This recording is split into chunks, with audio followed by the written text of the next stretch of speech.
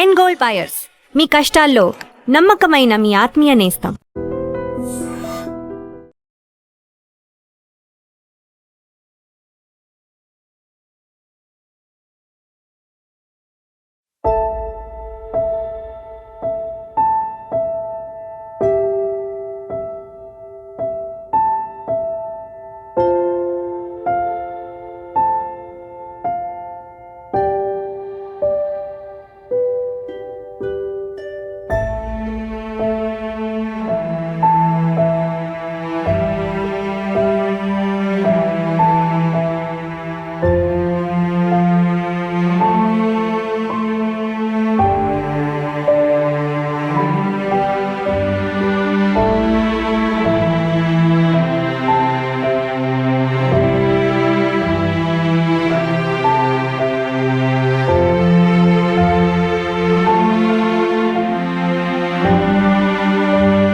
Palm oil తోటలో కనిపించకుండా పోయిన 3 సంవత్సరాల పాప జాహ్నవి ఇంకా వెతుకుతానే ఉన్నారు. వారం రోజులు అవుతుంది.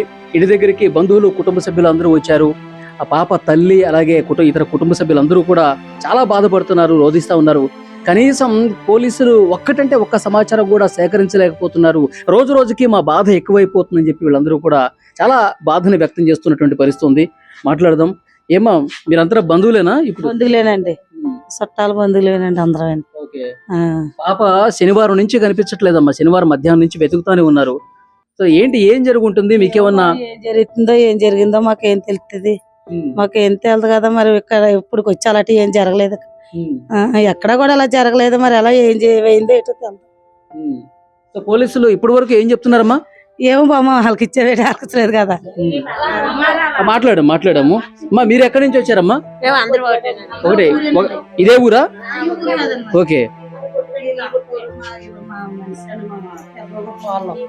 పి గొట్టువాడ అక్కడి నుంచి వచ్చామండి. గొట్టువాడ నుంచి వచ్చామండి. మాది ఏరియా కాదండి. ఇది మొదటిసారి జరిగింది ఇట్లా. పోలీసులు వెతుకుతా ఉన్నారు, తోట మొత్తం జల్లెడ పడతా ఉన్నారు, కెమెరాలు ఎగరేస్తా ఉన్నారు పైన, కానీ ఎక్కడా కనిపించట్లేదు. సో ఆమె పాప తల్లి చెప్తా ఉంది, ఎప్పుడో గతంలో ఒకసారి ఒకరితో గొడవ అయింది.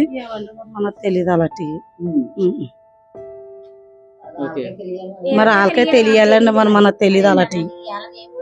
చూడడానికి బంధువులు ఉన్నాం, చూడడానికి వచ్చామండి. నాకు చెల్లి అవుద్ది ఆవిడ.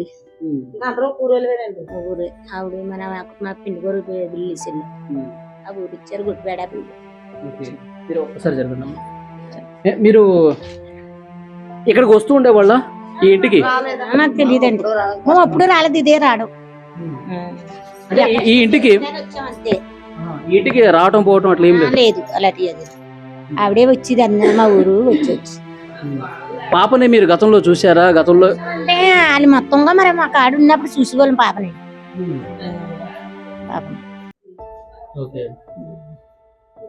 అసలు ఏంది తోటలో ఇట్లా జరగటం అనేది ఎవరికి ఏం అంతు చెక్కట్లా.